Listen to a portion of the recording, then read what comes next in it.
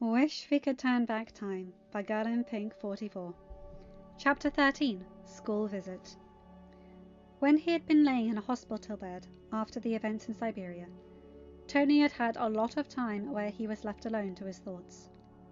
Rhodey was still in Germany. It would take weeks before they were willing to move him. He and Pepper was still at a break at that point, and he had brushed off Peter. In those moments, he had been surrounded by what could have been. Regrets, the idea that hindsight was 20/20. He had a lot of ideas of things he could have done differently. Of those had been not following up on a lead he had been given sometime after New York. He had been approached by someone about a school for gifted children. He had meant to follow it up and check it out. The fact that hindsight was 20/20 was a benefit here. One he was taking full advantage of as he drove through Worcestershire country, New York, on his way to Xavier's School for Gifted Children. In the SUV he had plenty of tech to offer as a peace offering, as he was coming here unannounced. It was a risk. Mutants largely stuck to themselves. In fact, it had taken Jarvis days to find the place. But as he pulled up to the gate and buzzed the bell, he hoped that this gamble was worth it. This is a private campus. I'm aware. I apologize for not making an appointment.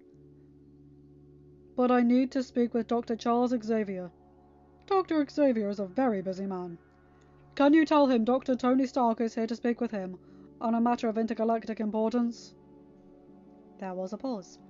Tony wondered if they wouldn't believe him. It had been a bit since he had dropped his doctorate into a conversation. People tended to forget he had one. Finally, the voice returned. Dr. Xavier will see you. Please drive up to the main building. Tony let out a breath he didn't realize he was holding as the gates opened. He drove his way down the drive and soon saw the grounds of the school. There were students throughout the grounds, some taking advantage of the weather. Some were reading, the younger ones playing. Still others were working on their abilities. They were in a place where they could be free and could be accepted. It was beautiful, and it was something to consider when approaching the Accords for a second time. These kids, and the adults like them around the world, deserved to be accepted. Maybe they could find ways to do just that. After all, enhanced and mutates were starting to be accepted, before it all imploded thanks to Ultron, so there was hope that it could happen. He pulled up to the front of the school and stepped out of the car. A man, large, blue and hairy, came out of the door. Dr. Stark? Yes, Tony circled the car. Dr. Hank McCoy. The man held out his hand, and Tony shook it without hesitation, an action he could see rather surprised the man. You're taking things rather well. Trust me, Dr. McCoy. If you've seen half the stuff I had, this wouldn't remotely faze you either. Dr. McCoy laughed. I am officially intrigued. Is that part of whatever it is that you drove up here for, unannounced? Sorry about that. I've got a limited window to stay in New York without raising eyebrows, and this needs to be discussed sooner rather than later. He is ready to see you. How many students do you have? We have 50 enrolled at present. Sometimes it's more, sometimes it's less. Some mutants decide to stay where they are, while others come here to develop their gifts and become accepted. Tony tucked that away. I've got around 20 laptops at the SUV for you all. I wasn't sure how many to bring, but I figured it would be a good start. Dr. McCoy paused. Why? Part of the explanation, I'm afraid. One I am fascinated to hear. A voice came inside an office. Dr. McCoy paused at the door and waved him in. Dr. Stark? Tony's fine, Dr. Xavier. Thank you for seeing me unannounced like this. I understand you have a school to run, among other things. If you're Tony, I'm Charles. Could I interest you in some tea? Coffee, perhaps? Coffee would be wonderful. It took a few minutes for them to get settled, and Tony wasn't sure how to start. Sorry if this seems intrusive, but I was told that you are a telepath. Perhaps the most powerful one on the planet. I am. Charles nodded, but at the moment, I'm not looking into your head. If that's what has you concerned. But you could and determine that what is there is true and not made up. I could. Tony let out a breath. See, here's the thing. That might be the easiest way to start this conversation, but I've had some bad experiences with people in my head, so the idea makes me a bit cautious. I'll let you direct me wherever you want me, if that would help. Charles wheeled around the desk. It's completely up to you. We can have this discussion like this if you want. It's easier to show you, Tony nodded. I'll try and give you the highlights, and then answer questions that you have. Charles nodded and closed his eyes. Show me what you need to. Tony closed his eyes and pushed him images of the Iron Man suit, of the press conference he'd have in a few months, of the expo, of the Battle of New York, what he saw in the wormhole. He showed them the aftermath, the fall of S.H.I.E.L.D., Ultron, the Accords, the Civil War, Spider-Man, the first round with Thanos, the devastating loss, the final battle, and his appearance back in time. Both men leaned back in their respective chairs, catching their breaths. Tony seemed to snap out of it first. After all, this is a fair bit less for him to process. Can I tell you a story, Tony? Charles finally spoke up. Of course. The year was 1973, and there was a lot happening. The war with Vietnam had just ended. The anti-mutant sentiment was on the rise, and I was in the middle of a personal crisis. But a man came back with a similar tale to yours. He travelled in time. Charles nodded. I got a glimpse of that future, of a future me, of what could have been. It was a nightmare, horrific. But thanks to his journey, we were able to stop that future from occurring. He alone carries the weight of that journey, as only I saw a glimpse. Would he be open to talking with me? It might be interesting to share stories of our various dystopias. Tony had mixed feelings of there being other people who had shared experiences. How bad had that future been? What was so bad that it happened? How do you live with what never happened? I can discuss it with him and let you know. Charles paused and sat taking a sip of his tea. I'm assuming you came to ask for the aid of the X-Men. I see we weren't involved in your original timeline. Yes and no. Tony looked out of the open window. A good view of the kids playing soccer on the field. I came for you. For them. For my kid. The Spider Kid. Is he mutant? Mutate? Born spider, had his DNA altered by a radioactive spider. How much of his DNA altered? He's 2% spider. Gives him some interesting abilities. Perhaps I could bring him on a visit. He'd love to meet you, and maybe being around kids who are unique might be good for him. He remembers. Tony nodded. He does. There's a lot of pain there. He saw me die. I saw him die. But that makes what we have that much more special. Charles nodded. How did you come back? Tony pulled out his phone and set it on the table between them, and pulled up the holographic display he had prepared for this question. When the Big Bang happened, 6 stones came into existence. Each stone has dominion and can manipulate a part of reality. There's power, mind, soul, time, space, and reality. Fascinating. Charles leaned forward, the eager gleam that Tony knew all too well in his eyes. A man named Thanos, from a planet called Titan, went on a quest to find and claim all 6 stones. To what end? To snap half of the universe out of existence, to make more resources for those who survived. Tony took a long sip of his coffee. The images of people turning to dust being one that would forever haunt his nightmares. As you showed me. That kind of loss would be devastating. The stones agree with you, Doc. Hence why there's a reset. One I plan to take full advantage of. There's something here that can benefit you and your kind as well. And that is? The Sokovia Accords. I want to bring them up again. Possibly not until New York happens, when people see how we can help, but before we cause so much damage. And how does that help us? Have a seat at the table. When discussions begin, mutants can be at the table along with the mutates. I have a representative in mind for that group. along with accountability. We can use the document to ensure your people have rights. Charles seemed to consider this. There's another faction I would need to reach out to. Would you be open to having this discussion again? If I need to.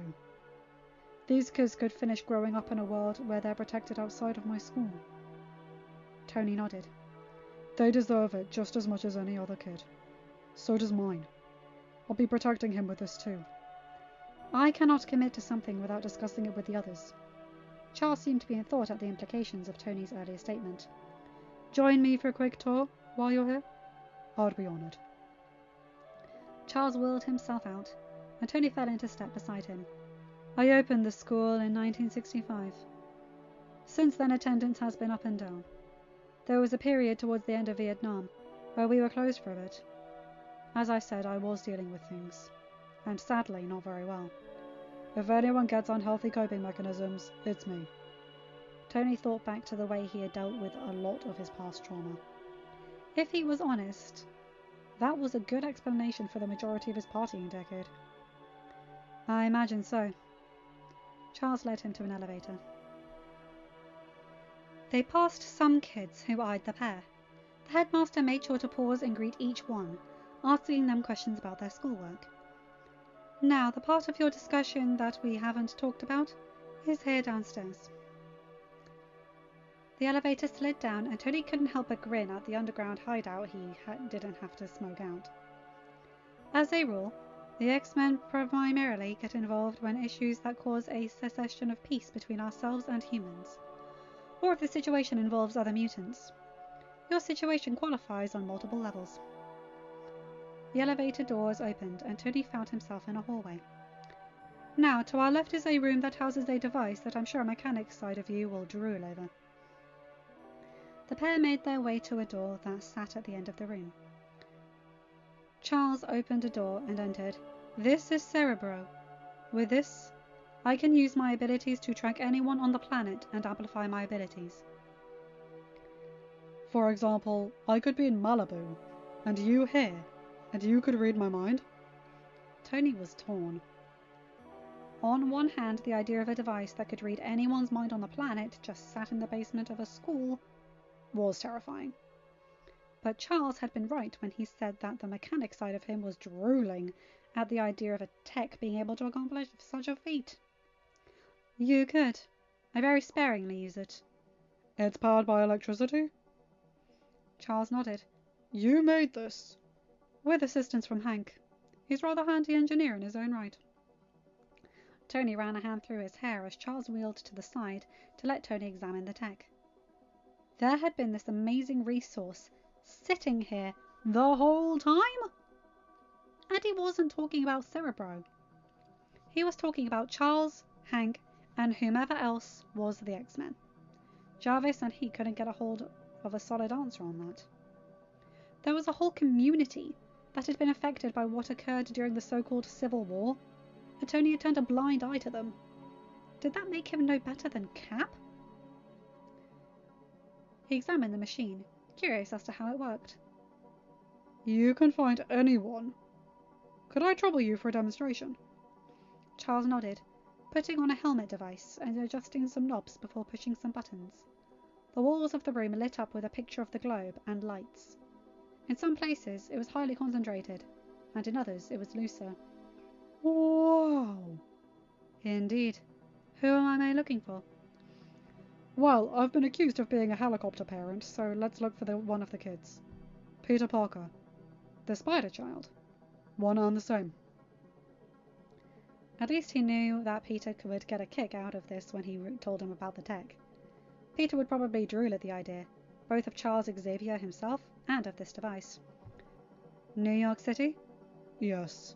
I found him. He's in school. In recess, it seems.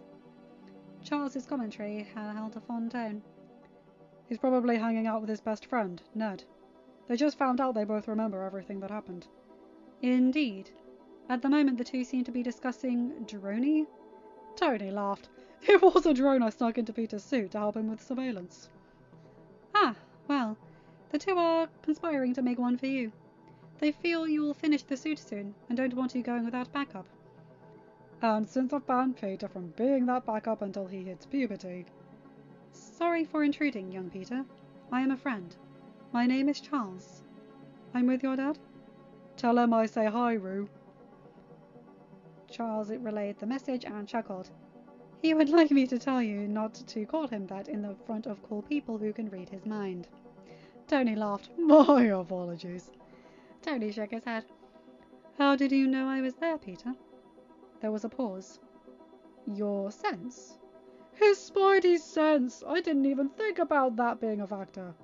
Oddly, it never came up. At least before I died. The scene where Peter got hit by a train flashed through his mind. Another trauma that his death caused. Another thing that absolutely would not happen this time around. Tony. He shook his head, clearing his thoughts as he focused back into the present, instead of a timeline that would never be to find the device had been turned off, and Charles was watching him. Are you okay? Something that will never happen. Sometimes even I forget just what that kid is capable of. He's the future, Charles. I see that. You'll need to bring him up, or perhaps we can meet next time I'm in the city. In the meantime, shall we continue our tour? The two left the room and headed past the elevator and into a whole wing. There was a gym, a lab, and a giant hangar. A jet sat parked in it, and Tony whistled. Good to know what the competition is. Charles chuckled. I'm sure Hank will love the compliment. Absolutely. Tony turned to see the blue man he had met earlier come into the hangar. I have to hand it to you. If you ever want to leave here, come and talk to me if you want a job. Hank laughed. I'm good here. Charles and I have been through a lot together. Fair enough. Tony looked at the jet. One of the biggest disadvantages is that I have to invent everything again. I can't just go where I was, because I can only plausibly blow minds, but only so much. What are you saying? Hank turned to the man. He's like Logan, though slightly different circumstances. From what I've heard about his experiences, we both saw versions of the world basically ending. Tony was rather impressed at how flippant he sounded about the whole thing, that technically had only been just over a week ago as far as he was concerned. You're kidding me! So had we met before? Hank was curious. Unfortunately no. Past me was an idiot, who didn't realise all the resources he had. Hindsight is 20/20 though, and when you've been sent back 15 years, you've got a ton of it. Wow! Can I ask what happened? Tony stuck his hands into his pockets. Not dissimilar to how President Bartlett did it in the West Wing. Half of the universe gone. Like that. He snapped, something he hadn't done a lot in the last 5 years. He hadn't even been present when the snap happened. That was on Earth, and he had been stranded on that forsaken, dead planet. Tony! Tony took a few deep breaths. Sorry. Don't apologize. Charles's voice was quieter, softer. It took a few more breaths for Tony to calm down and fully shake Titan out of his mind. Logan does that sometimes too, Hank muttered. Why can't the future ever be good? He fixed his. Tony looked at the pair. Instead of answering, Charles pulled out a phone, pressed a few buttons and brought it to his ear. Can you come down to the hangar? There's someone who needs to meet you. The idea that there was someone else out there from a different future? The way he travelled back was different from yours. He was sent back by a mutant and then woke up in a new timeline. So we didn't have to relive the in-between years again? Correct. It was a few minutes and another cup of coffee later before a man who had several inches on Tony walked in. He was dressed the way that both felt would be in touch with the current era, but had a feeling of being from a different time. You asked me to calm down, Professor? The man spoke with a slight Canadian accent. I'm assuming it has something to do with Tony Stark is here. I'm Logan, by the way. I know your father back in the day. Met him at World War II. Tony stared at the man who looked to be around his age. How old are you? 138, give or take a year. The man grinned, and held out his hand, which Tony shook. Nice to meet you, Stark. Tony. The man nodded. What's going on? I thought you were out of the game after your press conference last week. I've been told you and I have something in common. That is? Tony looked at the man, seeing the guarded look in his eyes as they studied each other. We both saw the world almost end. Logan's eyes grew wide. You're from the future? A future, not yours. And not the same method either. How did you get back? Infinity Stones. 6 rocks who help govern forces of the universe. They decided I needed a do-over. I hear that you got sent back as a warning. More or less. The man looked away. So there's another future where everything goes to shit. Oh yeah. What happened? Half the universe got wiped out. That got Logan's attention, and for a second he seemed to be thinking that over. The other 2 mutants also seemed to be weighing the room. How can I help stop it? There's not a lot to be done now. I'm in a bit of a holding pattern for a few years, until something happens in 2012. The best I can do is assemble allies and be ready. What's coming? Charles turned to Stark. Is that New York? Tony nodded, and then turned to the non-telepaths in the room. An alien army is going to come through a portal that will be opened by an Asgardian right over New York City. Asgardian? You're talking Norse mythology. Hank looked like he wasn't sure what to think. They're real. Loki is a piece of work and Thor has a small obsession with Pop-Tarts. Tony wondered if there was anything he could do to help ease some of the pain that Thor felt in losing his people. He couldn't fix everything, and he was fairly certain he couldn't stop that from happening. But maybe he could warn Thor? Help him find a way to save more of his people? Could his mum be spared? That was a can of worms he wouldn't open at that moment. They're real! Hank laughed. Beyond that, Charles and I have already talked about something that will affect you all, but not for a few more years. Tony looked at the trio. I had heard of your existence, but ignored it in the previous timeline. For that, I'm sorry. What's in the past cannot be undone, but you've been given a chance to fix your mistakes. Something that one doesn't get often. Charles smiled. The fact that you came to us now perhaps means we will get the recognition we've been avoiding, but perhaps need. The group looked at each other, and while they didn't know everything that had happened, Tony felt like his load had lightened, knowing there were yet more allies. End of chapter. Hi guys, hope you enjoyed that one. I really like this. I don't know too much about the X-Men, but I know a few bits from the odd comic I read at school and a couple of episodes that were randomly on TV at times. I'm lucky I've got a good memory for this kind of thing, but you know, because I didn't really pay much attention, I don't have that much in my mind when it comes to this. Anyway, I really like what they're doing here. And him contacting Peter through a telepath who's projecting his abilities. That's funny. Anyway, you guys know the drill. Like, comment and subscribe and hit that bell to get notified whenever I upload a new video. Have a good day, night, or whatever time zone you're in. Bye my guys, gals and non-binary pals. I'll see you in another video. Take care.